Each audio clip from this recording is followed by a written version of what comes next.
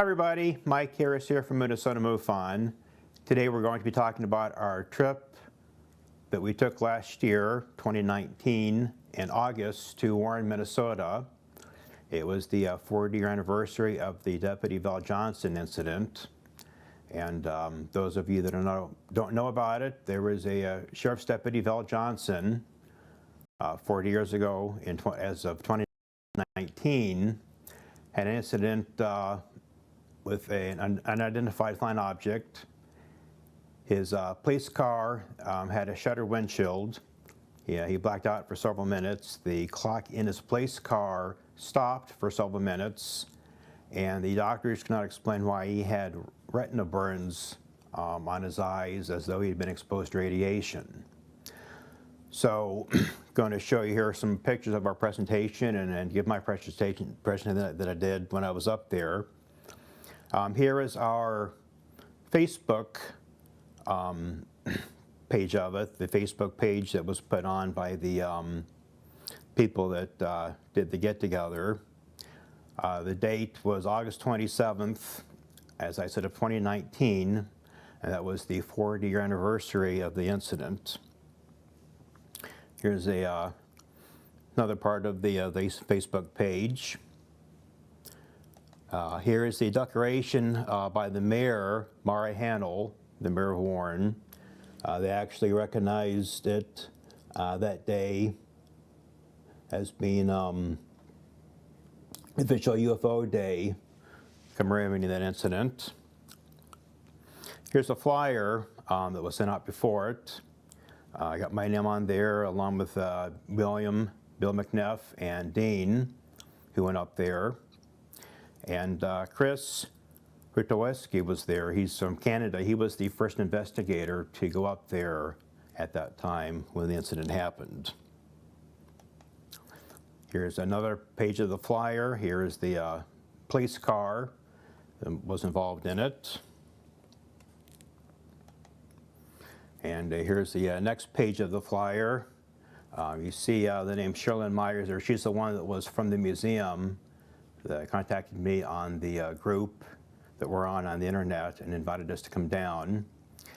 You also see the name Peter Bauer, who was the police dispatcher that took the call from Deputy Johnson when that happened. And you also see Chris there from Canada, as I mentioned before, who was speaking.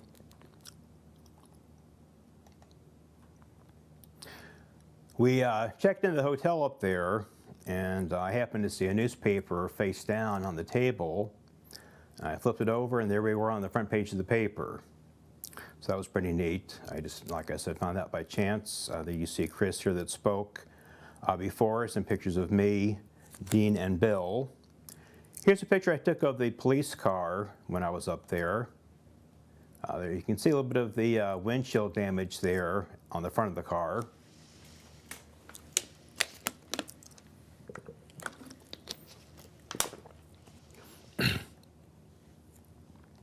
Here's a close-up of the windshield coming up right here. You can see a little bit more detail.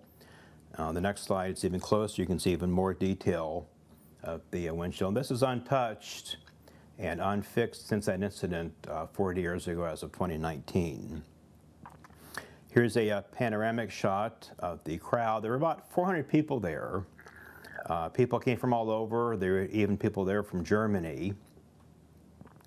And as you can see, it was quite a turnout. They had no idea if they were going to have hundreds of people or 10 people, and they had a lot of people. They actually were worried about what they were going to do with the car with all the people there, and they did make room for the car with the big crowd. Here is the mayor again, Mara Hanel, speaking, welcoming us and everybody there to that. There was also a news article that was mentioned. Here's our Facebook page, and they didn't mention MUFON, but we made it to the newspaper, and we were also interviewed, or rather we were mentioned on KFN Radio and KFGO. Now regarding the speakers, here's Chris Rutowski again from Canada talking. And here's a picture of me speaking, doing my presentation. And I'm going to right now go over my presentation that I did for you at that get-together. The first one is MUFON case 7320. It was submitted on July 26, 2007 and took place in Wilmar, Minnesota during the summer of 1991. It is reported by a male who was born in 1977, making him 14 years old at the time. He reported waking up on a ship during the night in a dark room with two doorways and being held on a table 2 or 3 feet high, surrounded by an orange fog. A short guy, in his words, with a hooded trench was there for a few minutes, and a guy in a darker, but not black hooded trench robe was also there. He, referring to the alien, wouldn't say much. I was yelling and screaming, these are the words of the witness, scared and was really mad. 2. Then I remember the first half of the incident and how I got there, and the whole thing involved being taken by several beings and fighting against them. Then they did some tests with metal things like a dentist would, but no cords or machines or anything else in the room. And techno noises in the background. Then after a few hours they took me back. The short dude, in his words, had dark bluish wrinkled skin and was very stocky and squarish, exactly like you see in other stories. Was maybe 3 feet if that, and the tall one was 4 feet and a quarter maybe. At the time I was 5 feet tall. The tall one, near the end, took his hood off, and he was a goblin with gray skin, pointy ears, and a round wrinkly head. I did see a second one for a few minutes. The only things they said were to the effect that they were going to do whatever they wanted. They had a bad, don't care attitude like a doctor doing tests, working for a bad dictator like you see in the movies. There's some more to it, but that's an outline for you. The young man then expressed an interest in wanting to meet one of our investigators, who is a certified hypnotherapist, who made the following notes. Contact your witness after being assigned this case. The witness was not willing to give his name when I first talked with him on a friend's cell phone. I took no further action on the case at that point. Then on September 4th of 2007, contacted by a witness with request for follow-up. He indicated that he wanted to undergo hypnosis. Planned to interview him and get follow-up on information for his report. On September 12th, 2007, interviewed witness. Witness described this encounter in detail, also described an extensive life history of encounters. This report is based only on cognitive, meaning pre-hypnotic recall.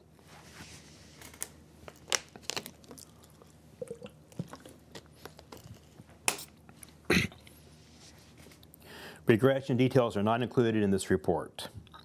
He awoke to find himself surrounded by an orange fog as he lay on a table, approximately 2 to 3 feet in the air.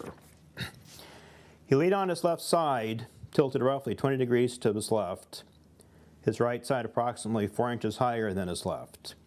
The fog was all around him at a distance of a few inches. He felt he had been there for quite some time, on the order of hours, as if he had awakened already in this place. The room was darkened with a wall in the distance. There was one wall in the direction of his feet. Toward the corner of the left edge of the wall, there was a door. He knew there was something underneath him, feeling cushioned, but was unable to tell what the material was. He indicates that the fog felt cold, but was not damp. He didn't feel that the fog was water vapor, but more like a gel or a gas. He felt immobilized, the fog appearing to hold him in place. He felt as if he were held by a field or a rubber effect. He describes that he was able to briefly move his head to one side or another, but as he did, the resistance would increase, forcing his head back. Through door A, the, quote, guy in the hood, unquote, entered the room. He realized that he was awake and appeared to get mad at him for being awake. He responded by yelling and swearing at the top of his lungs. The being was now standing in the room near him as he was yelling angrily. The being left and returned a moment later with an instrument that he could not see. Then another being in a cloak entered through door B. This being was shorter, approximately 3.5 feet tall, and appeared to be subservient to the first entity. The first being left and returned a third time, and the two talked among themselves. The short being also leaves and then returns. By this time, he had calmed down and was able to talk without yelling. He started trying to talk with the shorter being, just trying to get him to give a little bit of information out of the being. However, he was not able to get too much information. He felt that the little being was supposed to do what he was told. He also indicated that the little being was a bully, having the attitude of a clinical indifference. At that point, he began to recall the early moments and the future hours of the abduction. He recalled that he initially awoke to find 4 or 5 small beings entering through the closed window. None of these wore hoods and appeared to have black eyes, classic small grays. They had 4 or 5 fingers, it was not clear, with sharp nails at the tips. He remembers being scratched by at least one of them. He also remembers at one point being punched as he tried to fight them. He noted the light in the sky outside his house. Then he was aboard the object. He does not remember any other details of the transition to the interior. He felt the immediate sense that the beings in this place were evil. He next remembers lying on the table in the dark room with the 200 beings nearby. He felt that they had initially tried to fight them. At that point, one of the beings produced a middle pin-sized object, stabbing him in the left side of his abdomen, about halfway from his navel to his side. He indicates that he couldn't initially feel the object, but a few seconds later he felt a lot of pain, like internal electricity. Then, the being inserted the same instrument into his head, the top of his forehead, in the same way. He describes feeling 2 or 3 different types of pain. Then the being left briefly. He felt that it was domineering as it continued to conduct medical tests. It did a scan of his body that appeared to be some kind of CAT scan-like object. At approximately that point, the being tried to put him to sleep using a pen-like instrument. His memory blanks out temporarily and appears to resume at point B, his initial point of awareness during the abduction narrative. And note here, the account is now at point C in the timeline, which is immediately following his recall of the initial events of the abduction. At that point, he indicates that the taller being removed his hood. He noted that his face appeared to resemble what he felt was a goblin. It had grayish wrinkled skin, a round head, and long pointed ears. His eyes were dark, black. To him, it was clearly not human. He described that there were more to the eyes. They seemed foggy, like something you would see in a horror movie.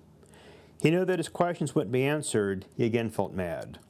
The shorter being also re-entered the room with its hood off. The head looked like a classic small gray. He could not tell the color of the skin. The short being walked up to him and seemed to indicate that he would be leaving soon. From that point on, he didn't know what happened. He does have the vague impression of being carried down a ramp from the ship, carried back into the house. His next memory is of being back in his room. He woke in his bed, soaked in sweat. He got up and turned the light on and awoke his sister. He also looked downstairs, looking out the front door and seeing nothing unusual.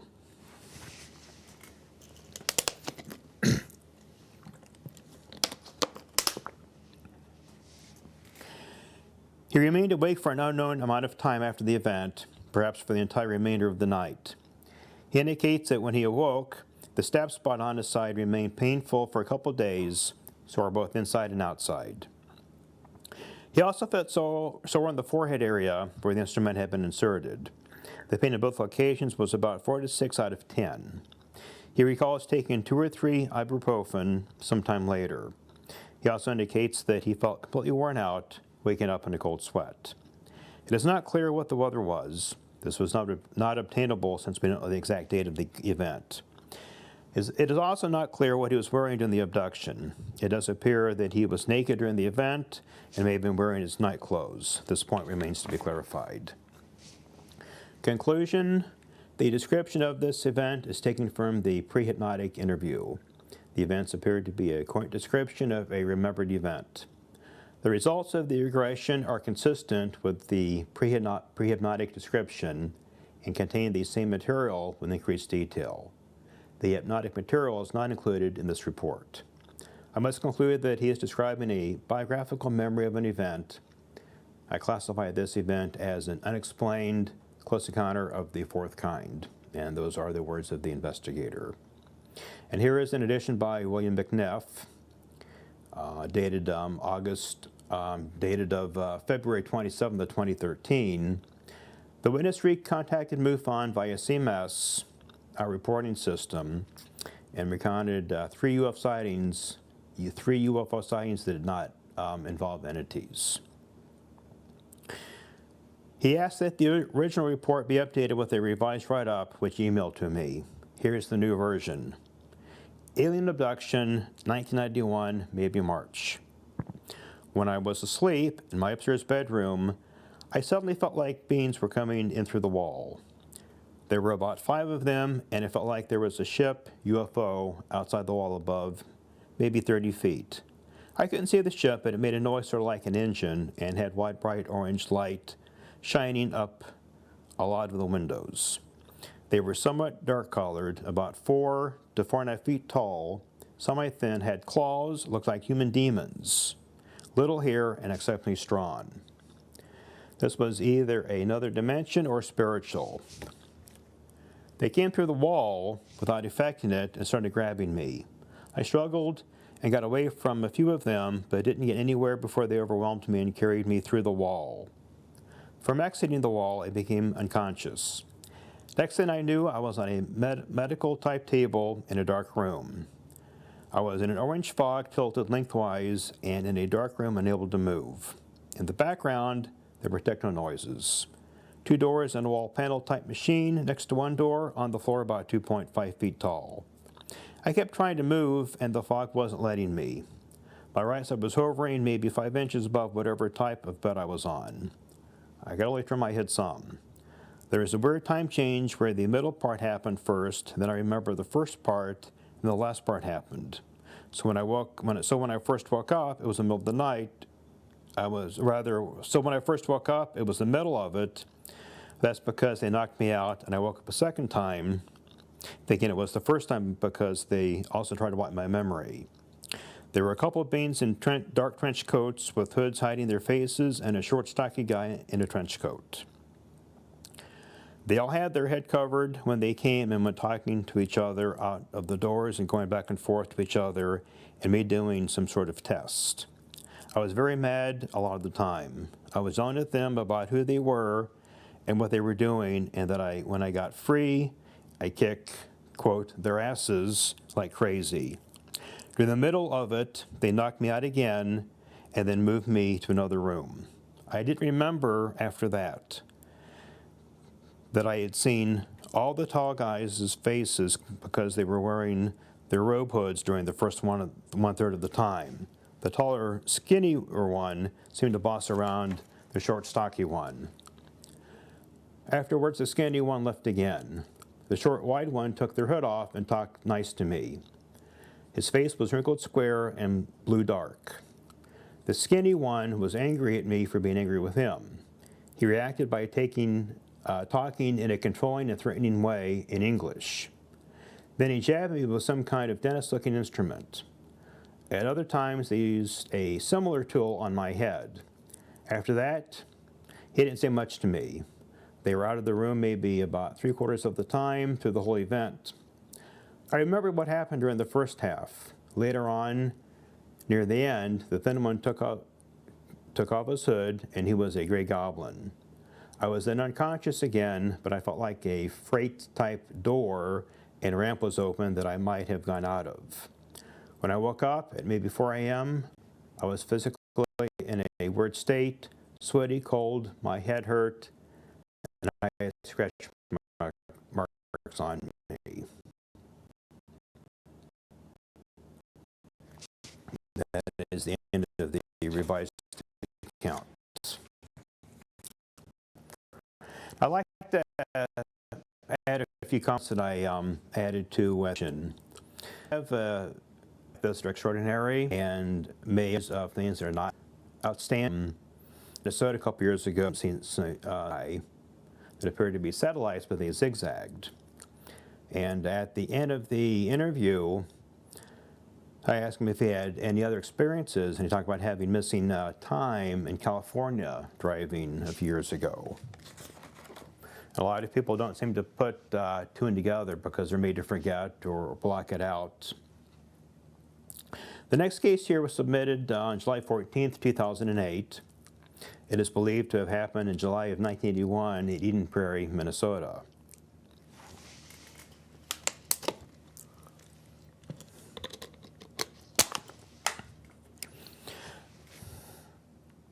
The witness and friend noticed an orange glow in the woods. They thought it might be a campfire, so they went to investigate. In a clearing in the woods was a large disc-shaped object emitting an orange glow, and it was totally silent. The boys ran home. They later looked over out their bedroom window and saw a 3-foot diameter ring of light on the ground. Shining the light onto the ground, just a glowing ring of light. Then they saw two things run by the lights. They were on two legs, about 3 feet tall, skinny, with big heads. And this individual also reported having a sighting in Hawaii in the military, which goes back to people having extraordinary experiences and then remembering ones that are not as outstanding. The third and last case here was actually happened at the Mall of America. States, this is my second MUFON report. My first report, entitled Equilateral Triangle UFO, is case number 102192. This event occurred during inclement weather sometime in 2016 or 2018, hours of 11 a.m. and 6 p.m. Central Time. During brutal Minnesota winters, and sometimes on rainy days, my wife and I walk indoor malls so we don't have to deal with the elements. One of the malls we visit is the Mall of America at 6 East Broadway, Bloomington, Minnesota. Walking the Mall of America takes us 15 to 25 minutes per level, depending on how crowded the mall is. On one occasion, we walked the first 2 levels and were on the 3rd level, then stopped into a store we frequent, and I will not put the name of the store in here, but it was the second store that they had gone to. When we exited the store, we turned left, planning to continue walking the intersection of the mall's 3rd level. Yet, after taking only 5 to 10 steps, we found ourselves walking by the store's entrance again, but this time from the right side of the entrance. It was as though we had walked the entire intersection of the 3rd level in fewer than 2 minutes. Astounded, we asked each other, did that happen? My adrenaline kicked in immediately. I remember wildly looking around in all directions and inside of the store to see if others had seen us teleport, rematerialize, or had seen some type of light or energy beam. No one appeared to have noticed anything unusual. Everyone seemed to be going about their business. Immediately, we started discussing the event. We talked about not knowing what had happened and wondered if we were different somehow. We tried to figure out exactly how much time we had lost. Since this event was a shared experience, we both believe it could have not been considered 2 individuals having separate mental breaks. According to the Mall of America fact sheet, the mall has 40 million visitors annually. Has this happened to others there? This event expanded my reality and shifted my perception of contact and missing time experiences.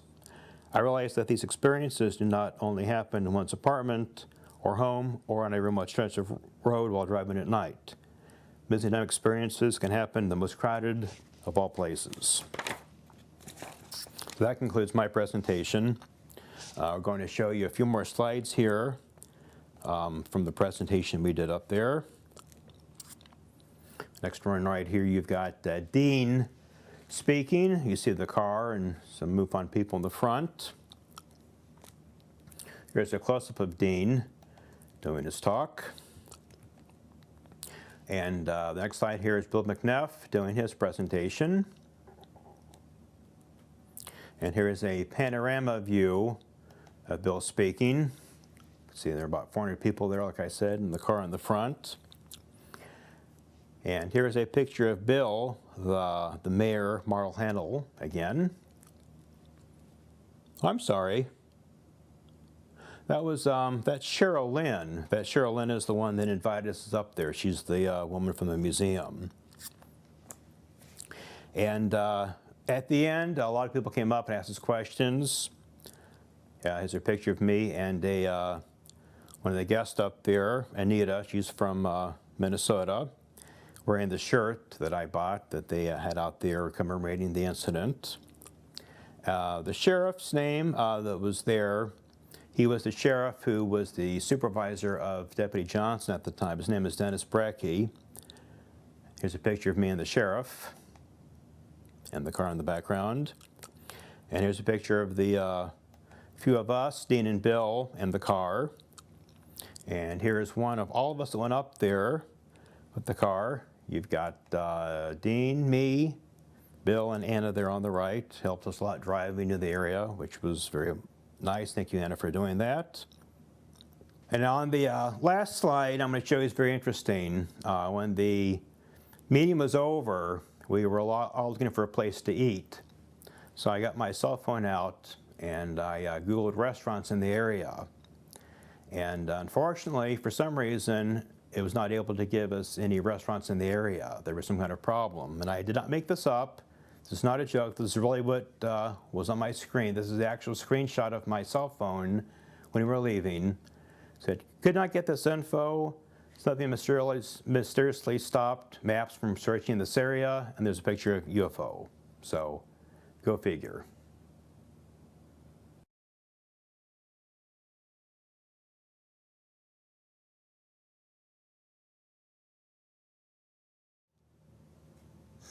This is part of a presentation given by Minnesota MUFON at Warren, Minnesota on the 40th anniversary of the Val Johnson UFO encounter, August 27th, 2019. Let's go back to the very beginning of Minnesota. The first recorded UFO sighting for what was then the territory of Minnesota took place on October 12, 1788, at Prairie du Chien, now in Wisconsin. Unusual nocturnal lights were observed at a fur trade site by Robert Dixon, a fur trader.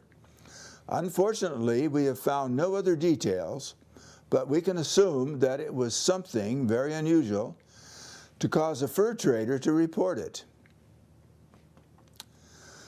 Case 102684.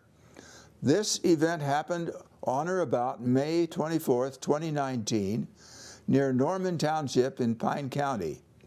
The witness wrote, "My neighbor just bought a new side-by-side, an all-terrain vehicle with 2 seats, and he stopped over to show me and give me a ride.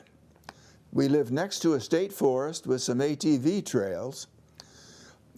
I figured since the sky was so clear, I'd grab my laser and point out some stars later. We took off around 10 or 11 p.m. and ended up down a logging road in C.C. Andrews State Forest. At the end of the road, there is a clearing loggers use to clear for loading trucks. It hasn't been logged for a few years, so it makes a nice spot to stop and have a beer. So as we stopped, I began talking about how nice his machine was. I pulled out the green laser I brought.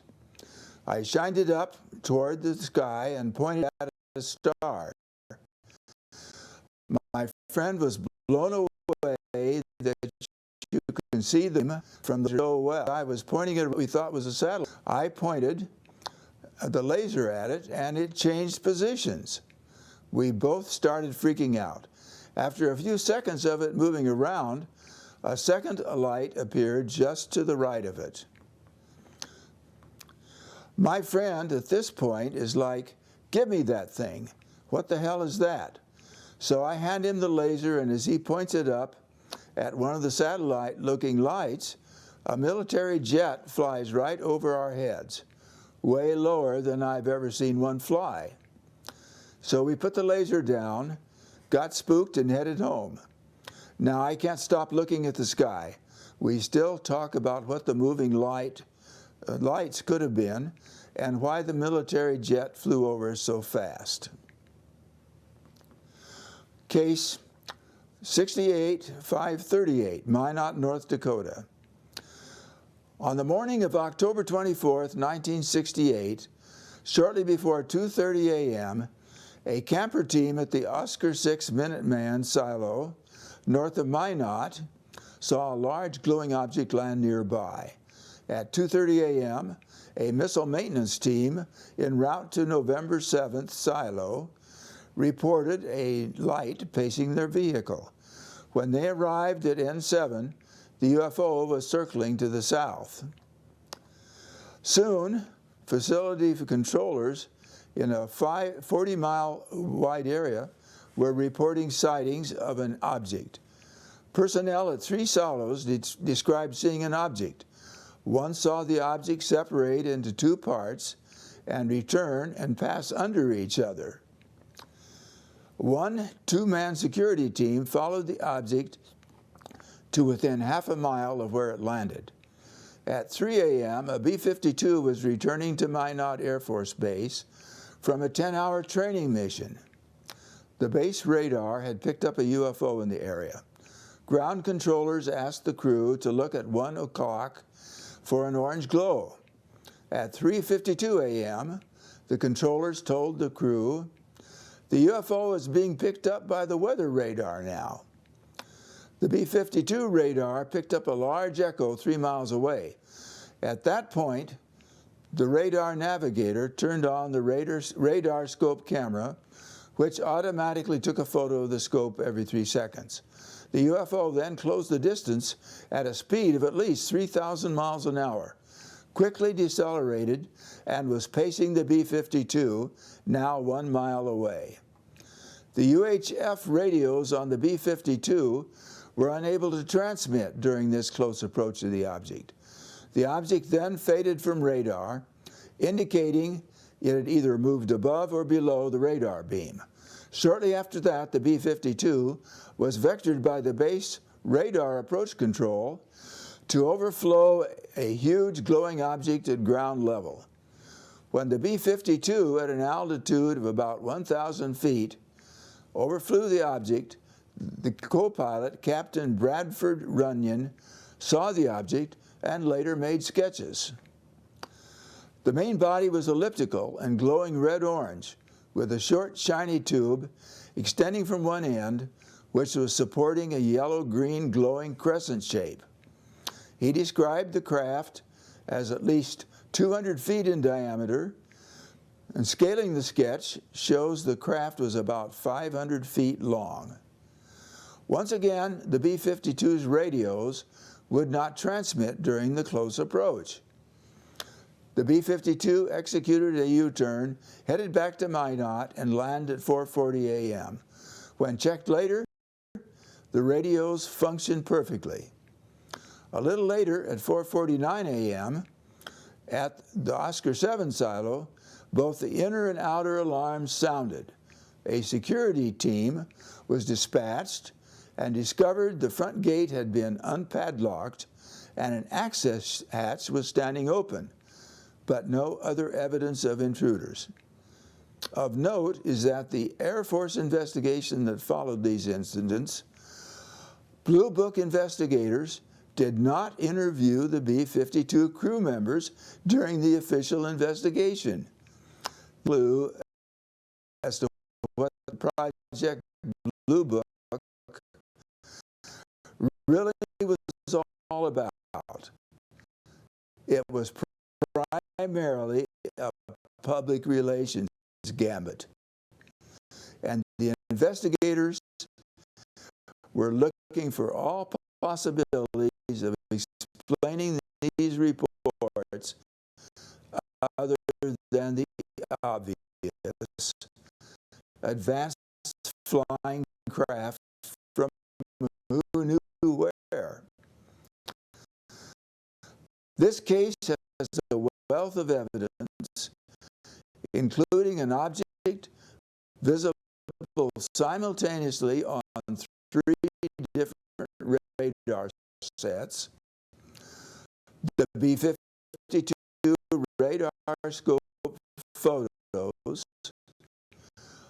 multiple electronic effects, sophisticated opening of high-security locks on the missile silo, and documented visual sightings by multiple personnel, about 18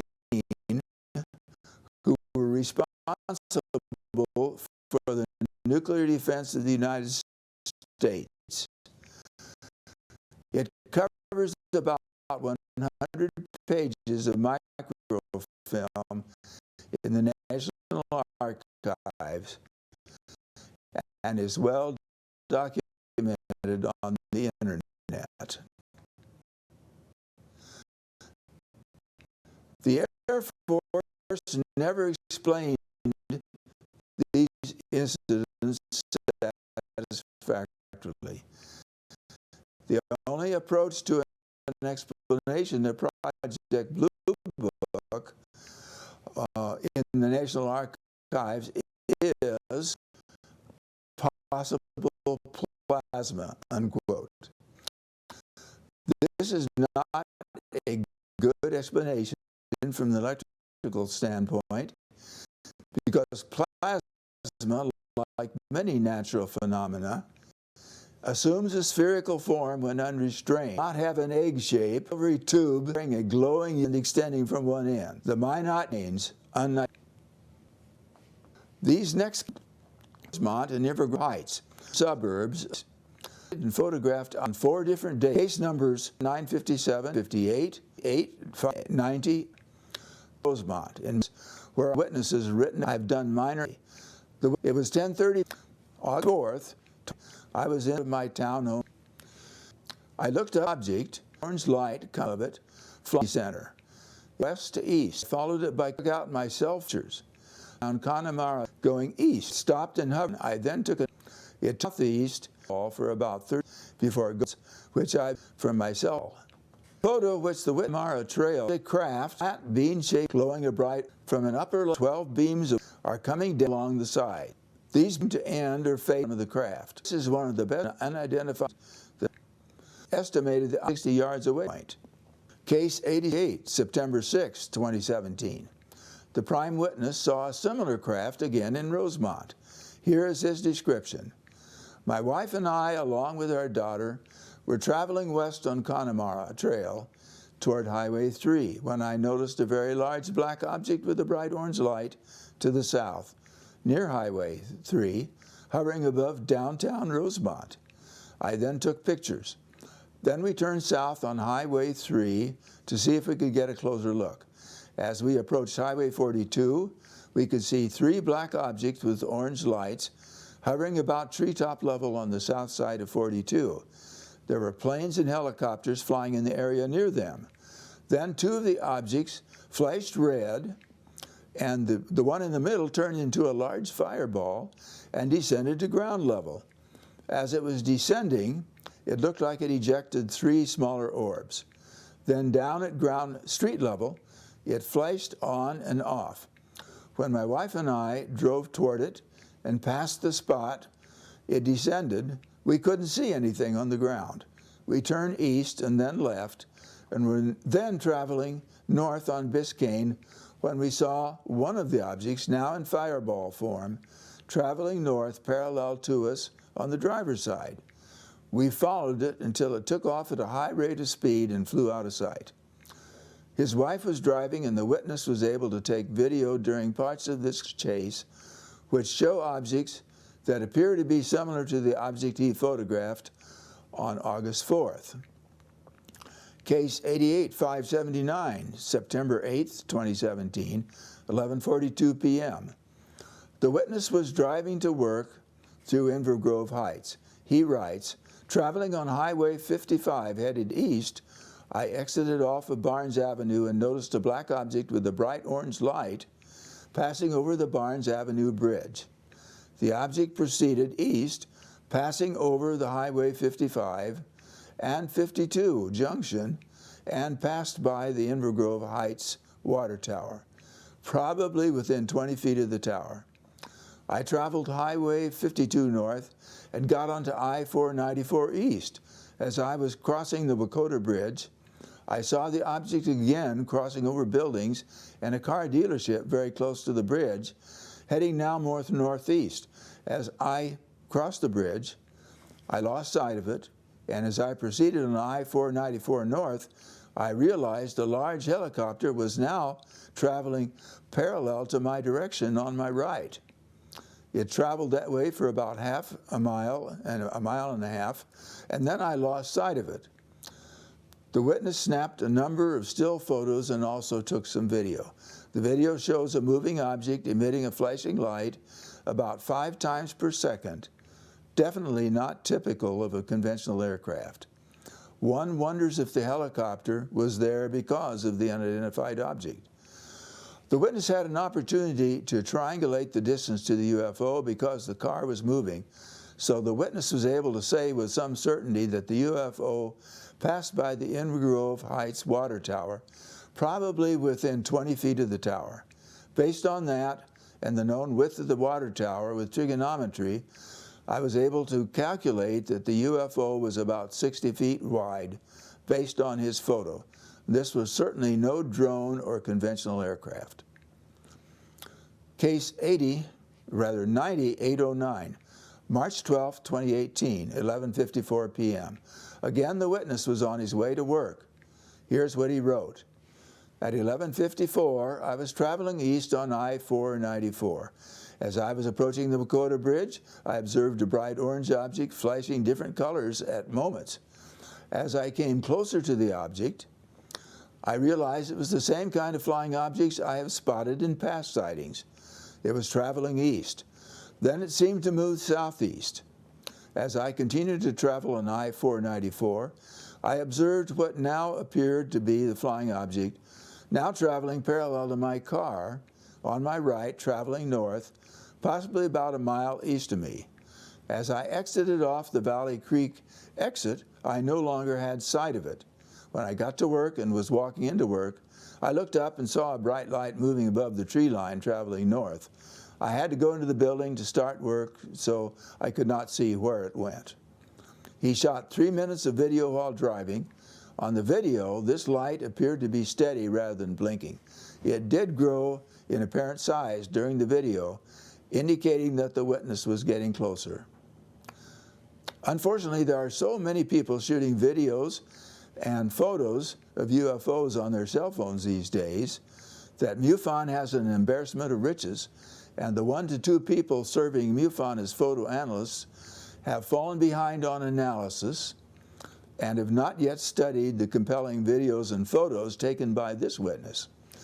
The witness had an excellent camera in his phone, and I expect that when these photos and videos are studied, they will be recognized as being significant. MUFON is in the process of setting up a larger photo analysis group, which should help a lot. The Midway case, July 5th, 1988. 9 years after the Val Johnson incident, this case involved a 2.5-year-old boy who had a supposedly imaginary friend he called Bug-Eye. The family of 2 parents and 3 children lived in a two-story house in the Midway district of St. Paul, so called because it is roughly halfway between downtown Minneapolis and downtown St. Paul. I'll give the family pseudonyms. The children were a boy, Keith, 13 years old, a girl of 6, and a boy, Carl, 2.5 years old. For a couple of months, Carl had been talking about his friend Bug-Eye. The mother assumed that it was an imaginary friend, typical of children about that age. In July, in the summer of 1988, the father was away from home and the rest of the family had gone to bed upstairs. The mother was awakened a little before midnight by the sound of 2 footsteps running around downstairs. She recognized one footsteps as Carl's and assumed the other footsteps were her daughter's. She said that ordinarily she would have gotten up and gone downstairs, but this time she simply shouted, "Get back up here to bed," and unaccountably went back to sleep. About 1:45 a.m., she was awakened by the sound of someone plunking tunelessly on a ukulele. She immediately got up and went across the hall to Carl's room, where she found him in his bed, plunking on the ukulele. This ukulele belonged to Keith, and Carl was not supposed to touch it. In fact, it was kept downstairs on a high shelf above the refrigerator, where it was assumed Carl couldn't get it. Here's the ukulele up on the shelf here, above the refrigerator.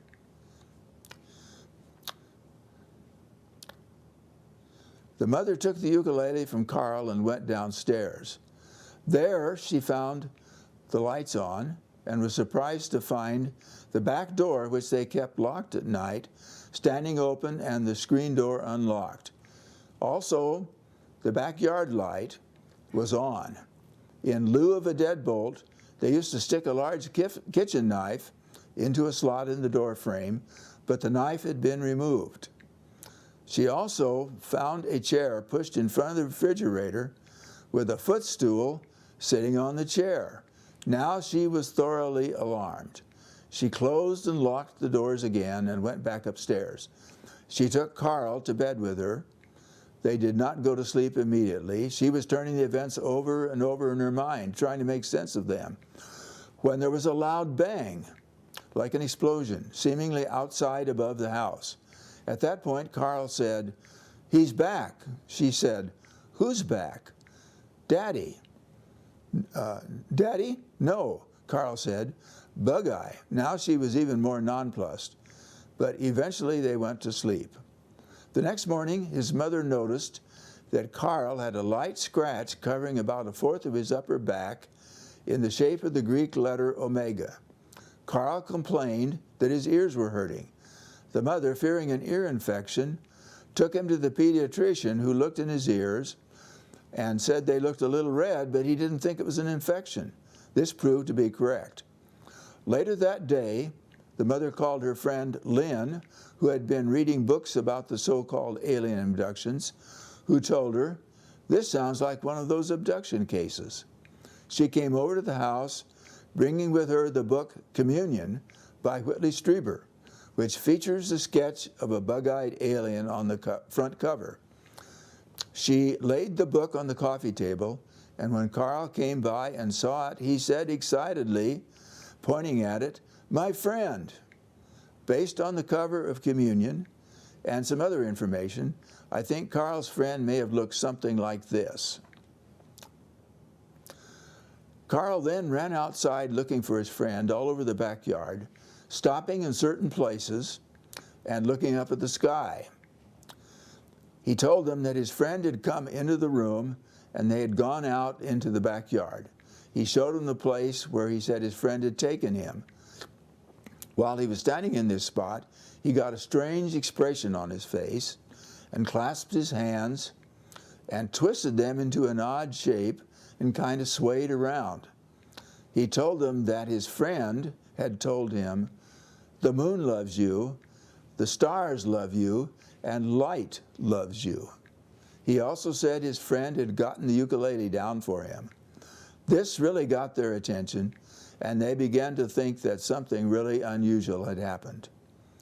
Lynn knew that MUFON was a UFO research organization which was beginning to look into cases of alleged aliens. I was MUFON State Director for Minnesota at the time, and Lynn eventually called me and gave me an account of what had happened. I called the children's mother and made an appointment to visit. On the appointed day, Lynn was also present, along with the mother and the children. The father was away working. The two women recounted the events. After this summary, I turned on my tape recorder, and the adults and I began to question Carl.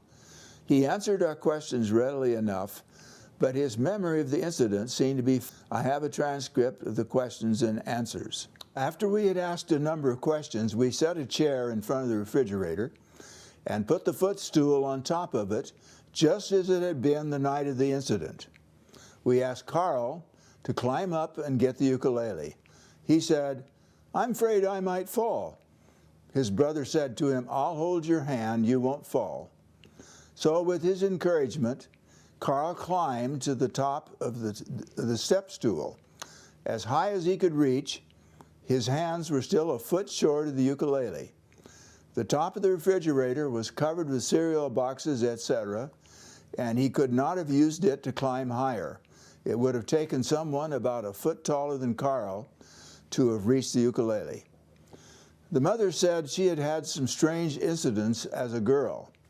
There's a theory among some ufologists that the presumed extraterrestrial aliens are following certain families through their generations.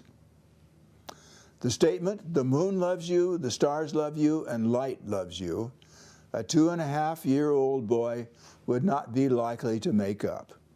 This, along with all the other facts in this case, especially the inability of Carl to reach the ukulele, in my opinion, provides substantial evidence that a 2.5-year-old boy was visited by an unidentified intelligent being. August 27, 1979, Warren, Minnesota. Due to the wealth of physical evidence and the reliability of the prime witness, the case that unfolded in Warren, Minnesota is ranked among the most solid in its credibility. Not only were there multiple witnesses on the night of the sighting, but a similar experience transpired in the same area about a month later, according to another witness. Deputy Sheriff Val Johnson was on what seemed to be a routine night patrol on country highways north of Warren, but what he ultimately encountered was anything but routine. Around 1:40 a.m., he saw a light through his side window. It was obviously not on the road and appeared too glaring to be from a car's headlight. He at first thought it might be a small plane on or very near the ground. He turned left on another road to try to get closer to the light in an effort to identify it. Suddenly, the light moved toward him, traveling so fast that it covered the 1.5-mile distance almost instantaneously. Johnson was blinded by the brilliance of the light and heard the crackle of glass breaking before he lost consciousness.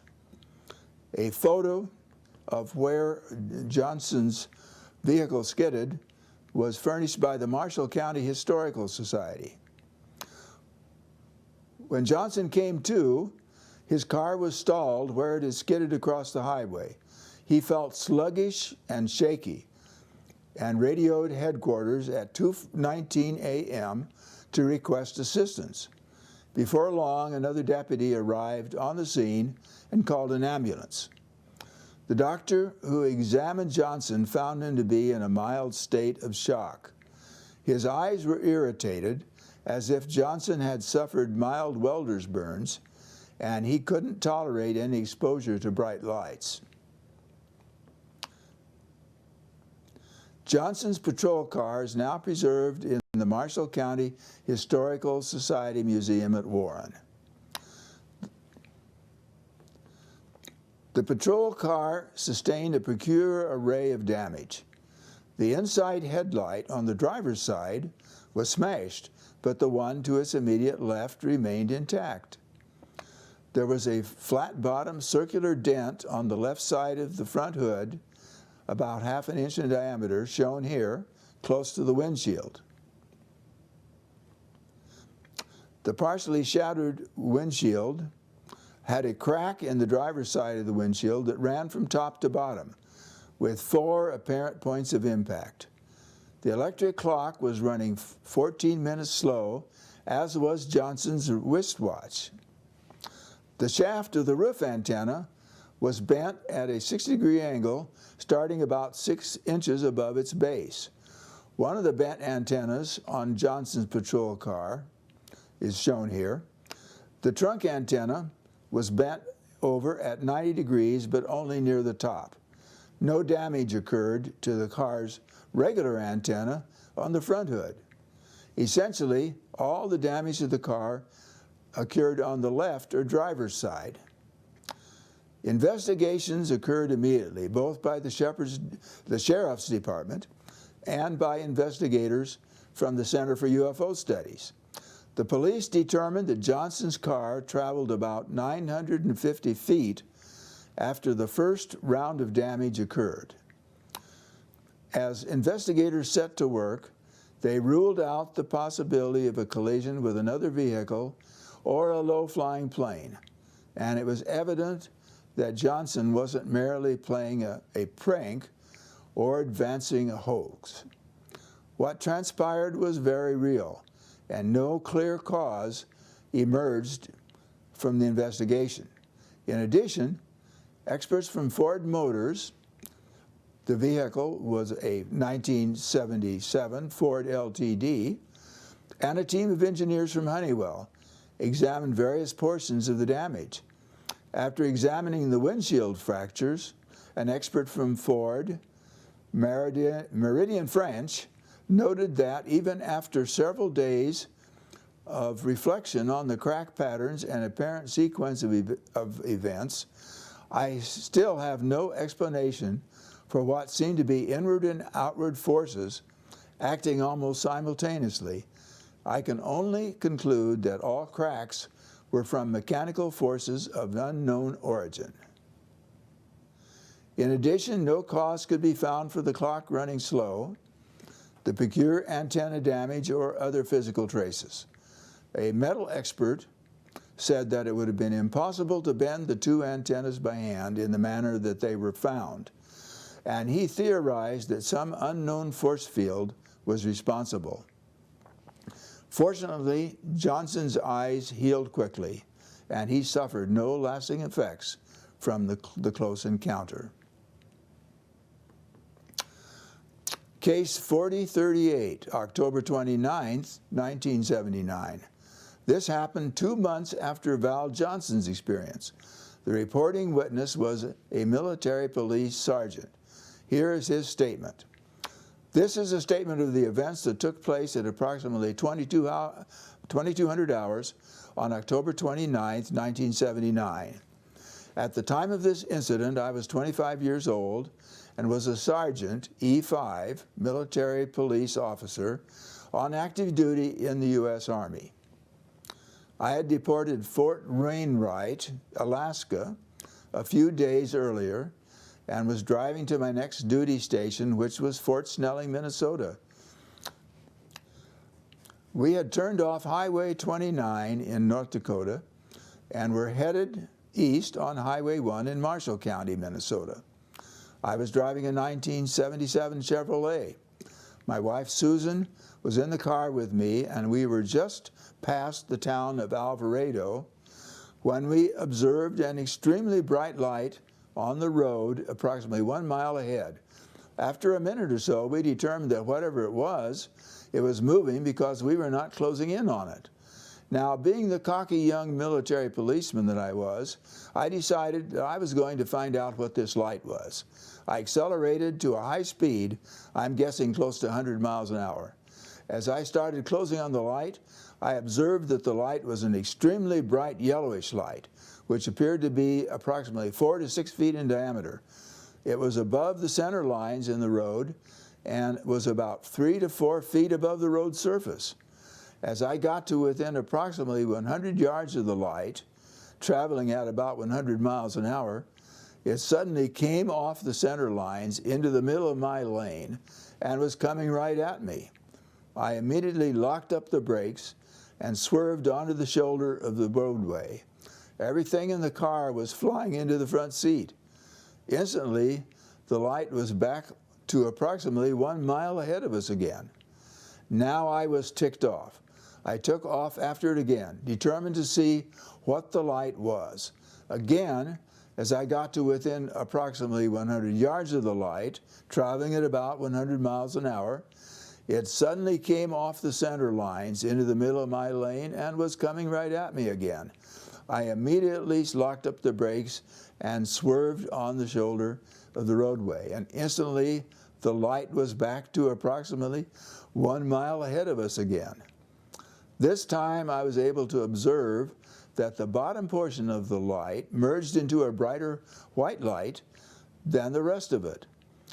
It was so bright we had to squint our eyes when we were closing in on it. Now I was really ticked off.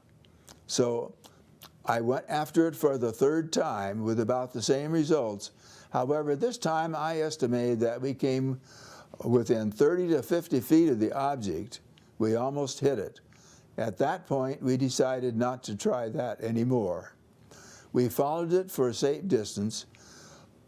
For a couple of more minutes, I turned my lights on and off and flashed my brights at it a few times, but it just kept heading down the road.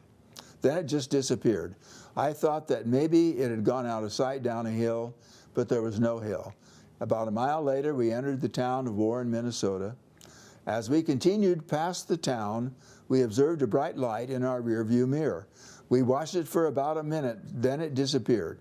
I don't know if it was what we chased or if it was just a car that was behind us.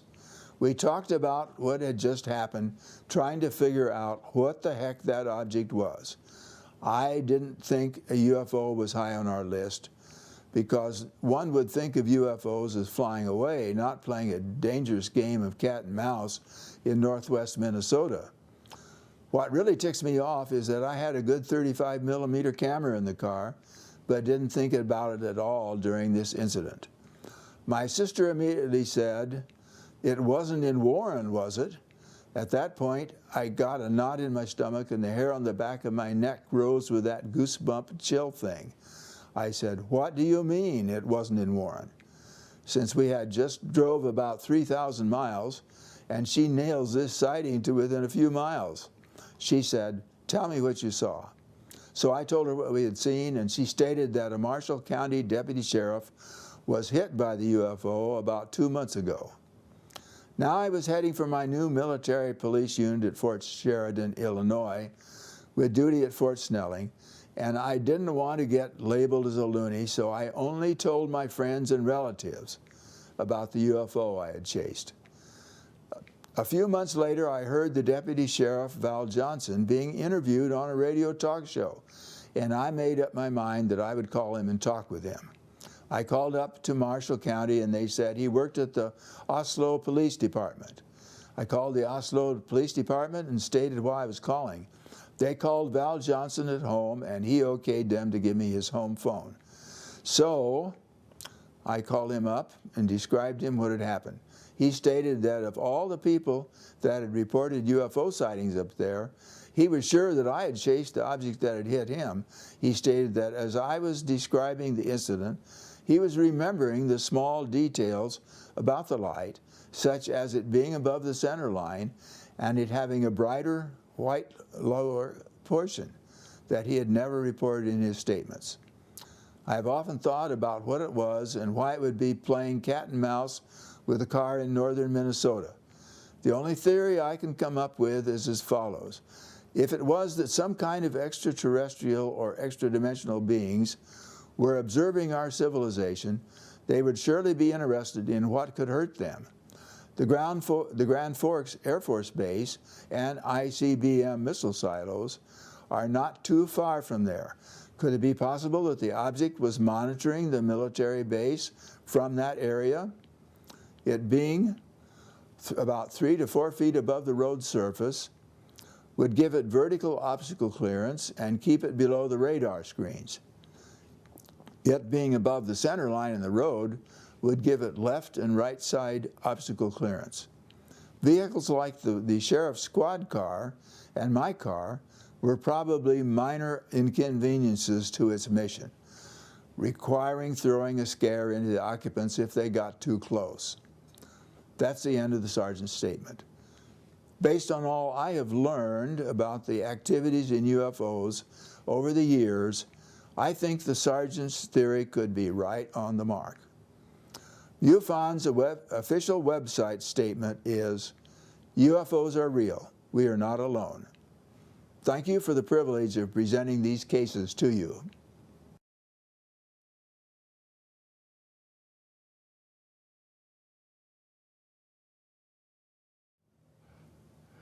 Hello, my name is Dean D. Harport, and I'm going to talk about 4 UFO cases from the case files of the Minnesota MUFON.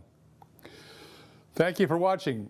Today, there is no longer any debate about whether UFOs are real. Our military has documented, and the New York Times has published radar and photographic records of unidentified objects shadowing our military exercises off San Diego, off Norfolk, Virginia, and in the Middle East.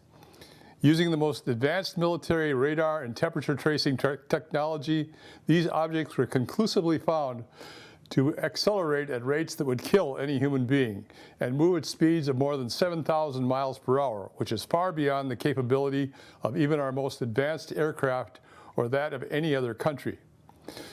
I'm a certified field investigator for MUFON, and of the 64 reports of UFOs that I have investigated over the past 20 years, I have judged 39 of them to be unidentified flying objects, or UFOs. Although UFOs rarely do harm, the people who report them are just like you and me, and they are deeply affected and often frightened by what they see. The emotional impact of UFOs, which is hard to fake, makes witness testimony that much more believable. I will share with you today 4 such reports that I have investigated. First one is a saucer-shaped object that was observed in Oak Grove, Minnesota on November 20, 1992. Now the photo there is not what the witness saw. It's a generic picture of a saucer-shaped UFO. It's one of the most famous UFO photos available. It shows the McMinnville, Oregon UFO in 1951, and which shows not only the disc but also the protrusion from the top of the UFO. The signal witness to this UFO sighting declined to talk very much about it until it was 2011, 19 years after her sighting, when she finally felt confident she was working with an organization, MUFON, that would respect her privacy. In 2011, I drove to the location of the sighting in Oak Grove, Minnesota, and interviewed the witness. She declined to identify any of the 3 other people she spoke with who witnessed the UFO that night. She told me I was home alone with a 4-month-old baby, lying in bed, trying to fall asleep about 10 p.m., and I heard a weird noise outside. It sounded like the sound of a thin metal sheet makes when you quickly bend it back and forth in cold weather. Then she suddenly realized it wasn't cold out. She listened to it for approximately 5 more minutes, and then she was very afraid and prayed it would go away. I felt like I was being observed and felt compelled to get up and check. These strange feelings of compulsion when near a UFO are a common experience of many UFO witnesses, and as I said before, this is an indication that UFOs are real and not something the witness is making up. She reported, I saw the UFO out to the south and west facing windows in my sunroom. It was a saucer hovering above my driveway, just above a security light pole. The light from the saucer did not light up the surroundings very much. It looked dark grayish and blackish. It had a very dark, flat, metallic appearance, approximately 25 feet across, with 5 or 6 lights in a triangle pattern on the bottom. Its metallic finish had several lights, dark grayish or blackish in color. I did not observe any windows. I was really frightened. I felt I was being observed. Again, the emotional impact was overpowering.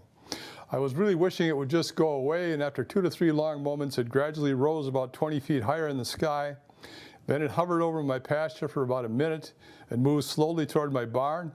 And after a minute over my barn, it shot straight west. As it moved several hundred feet away, it had the appearance of almost like a star, and then it quickly disappeared.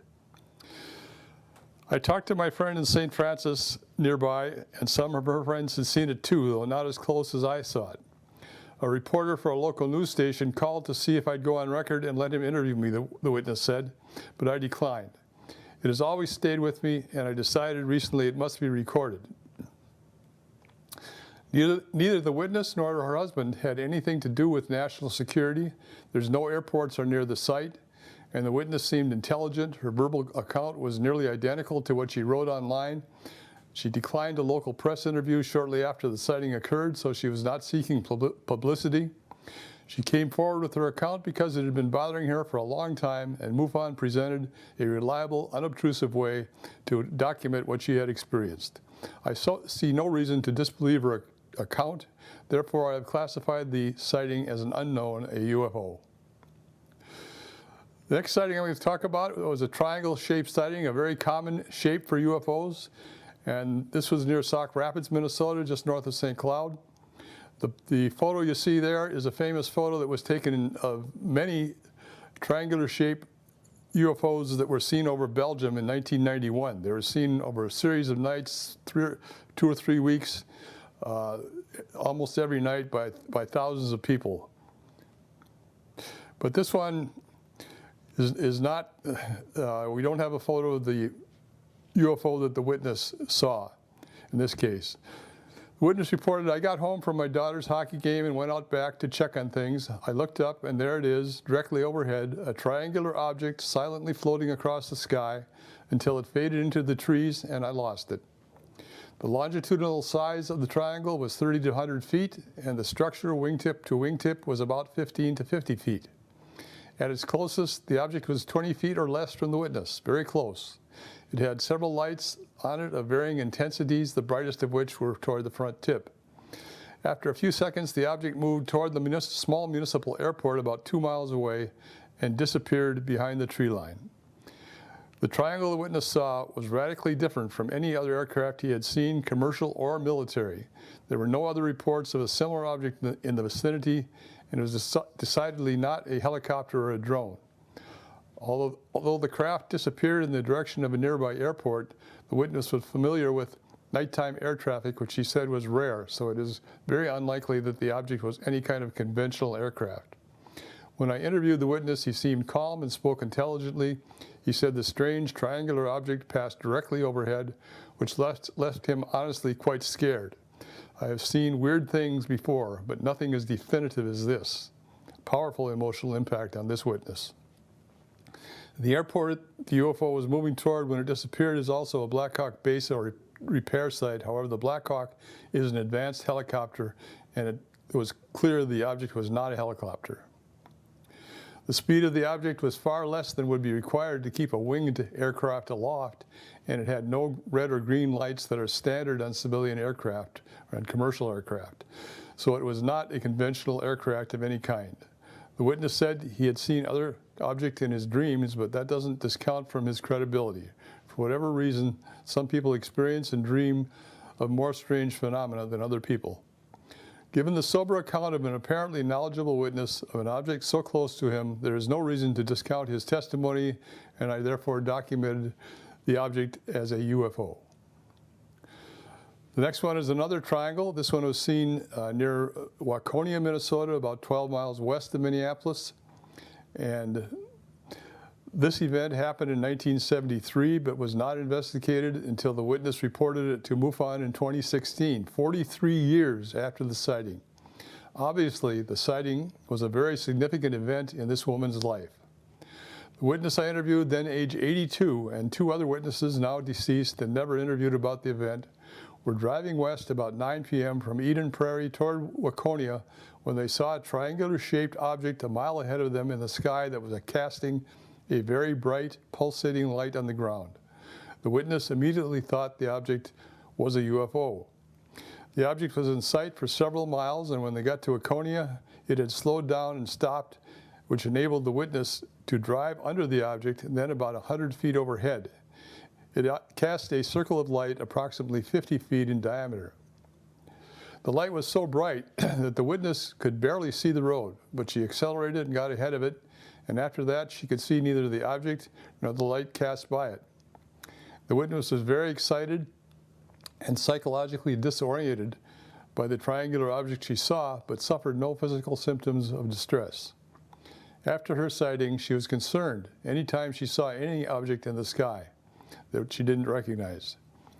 The date of the sighting, 1973, is before any triangular flying craft may have been secretly developed or tested by the U.S. military. And even if such an object had been developed, it is very unlikely it would have been tested in a Minneapolis suburb at low altitude.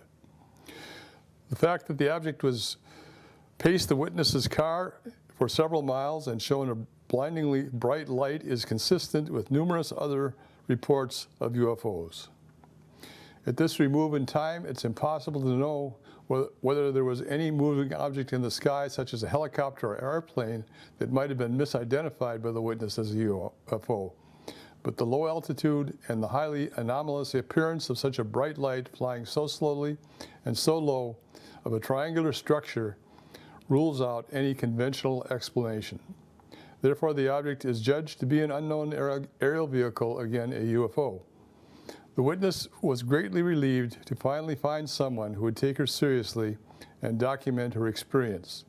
The UFO had made a very strong impression on the witness, even after 43 years.